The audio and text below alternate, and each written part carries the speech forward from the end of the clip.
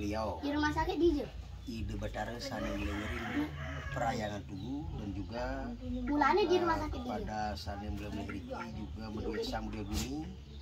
Dan tidak lupa kita harus juga sungkeman kepada beliau, roh para pahlawan yang telah gugur di pada masa revolusi. Karena di sana ada situsnya, kita sekaligus minta izin kepada beliau bahwa nantinya Agus dalam seleksi testing P3K apapun bentuknya di sana tugas-tugas yang diselesaikan bisa digarap atau dimudahkan, hasilnya biar sempurna. Astunggara atas seizin Tuhan atau beliau Ide Batara saling mengirim perayangan tubuh juga para roh para pahlawan di gugur tahun 1946 pada masa revolusi di Tugu. Agus doanya, permintaannya didengar dan dikabulkan. Hanya seperti itu yang dia perlu sampaikan. Tanpa ada kehendak Tuhan, orang akan terpisah. Tuhan Maha Tahu, Maha Besar, Maha Penyayang. Karena berkat beliau, seizin beliau, kita nanti akan bisa menjadi orang. Cukup sekian penyampaian saya. Ya, terima kasih. Ada satu pertanyaan Pak Ede. Silakan. Ya Pak Ede termasuk melestarikan lah di Jalan Tugu ini. Anggaplah melestarikan. Yang pertama itu ring tempat situs perjuangan. Kebetulan juga ada sebuah pura-pura yang didirikan karena kita di Hindu percaya tempat itu ada yang ngelingin bahasanya. Dan kita tidak lupa juga kita di sana kan ada sebuah di selatannya itu ada Padma. Padma itu apa namanya? Pura. Namanya yang paling selatan? Yang itu boleh disebut Padma karena di sana kita setanakan beliau. Padma itu tempatnya para dewa-dewa atau juga disebut tempatnya Tuhan yang paling tinggi. Yang pura sebelahnya disebut juga dengan Bunga Patih atau Penunggun Tegal. Dan yang sebelahnya itu lagi utaranya ada disebut Lebuh Lebah. Pura itu didirikan atas konsep Hindu. Di Bali tempat situ-situ harus dibuatlah pura tempat pengastiti. Dan yang tidak lupa di baratnya ada, secara langsung kita lihat ada situs monumen perjuangan. Nah, perjuangannya ini namanya nama resimen lah, Resimen Amartayuda, dan tubuhnya juga disebut Tugu Amartayuda. Dibuatnya satu monumen itu atas dasar untuk menghargai jasa-jasa para pahlawan yang telah gugur di zaman revolusi dulu. Itu tujuannya dibuatnya Tugu. Nah, makanya kita sekarang membuatnya Tugu untuk menghormati jasa-jasa beliau yang telah gugur di masa revolusi zaman dulu. Itu tujuannya. Nah, makanya saya pribadi selaku masyarakat, kebetulan juga saya ini kan anggota PPM Pemuda Pancamarga, karena saya terdekat, saya merasa tersentuh dan harus panggilan jiwa untuk menghormati situs perjuangan, dan apalagi kami Hindu untuk melestarikan dan subakti kepada Ide Batara-Batari saling melingkari ring perayangan Tugu. Nah, hanya itu. Ada pertanyaan lagi?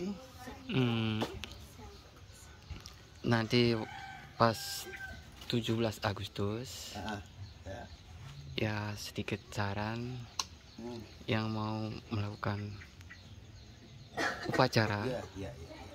Sebelum melaksanakan upacara, ya dari pihak sekolah maupun dari pihak manapun misalnya, adalah satu perwakilan untuk sembahyang keliling lah. Iya.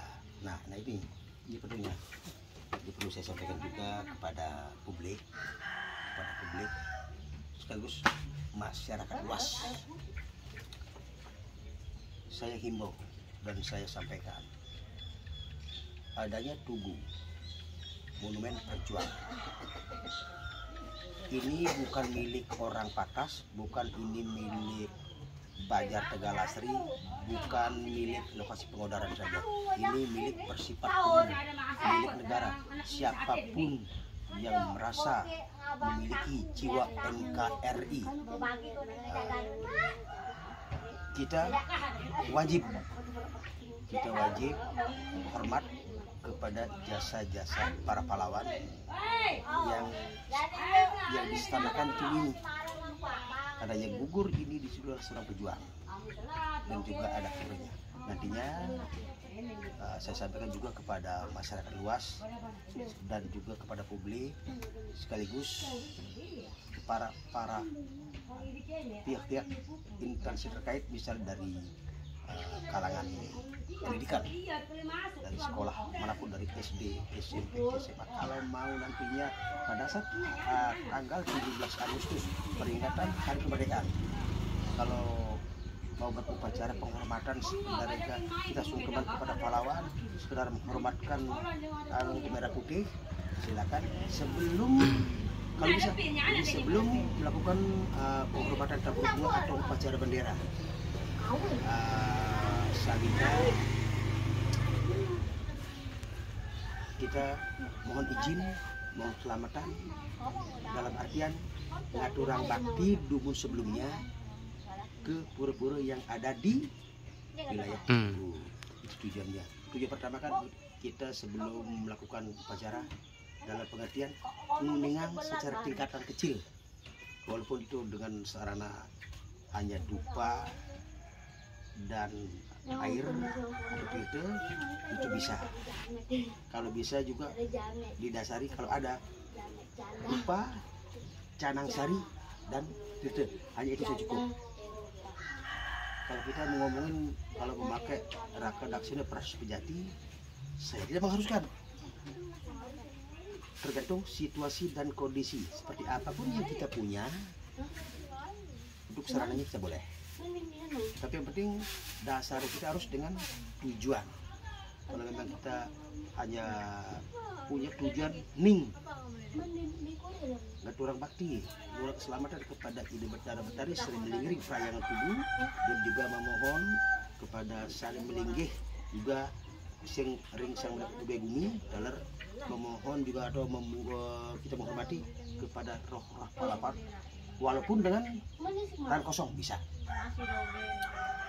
Pokoknya simpelnya pakai canang sari, dupa dan titik itu sudah cukup bagi saya. Tergantung niat. Kalau niat sudah nggak ada, walaupun dia pakai badan gebogan pajangan, kalau sudah niatnya sudah tidak ning atau itu hanyalah sekedar mengikuti atau milu-milu bawang, itu nggak ada artinya. Kalau bahasa di Bali kan sekedar milu-milu atau milu-milu bawang, itu lebih baik jangan main. Kadang di tubuh ini ada saling linggihin dan juga ada tempat kemudian para dewa-dewa, ada pelingginya sesuai kepercayaan kita, konsep di Hindu.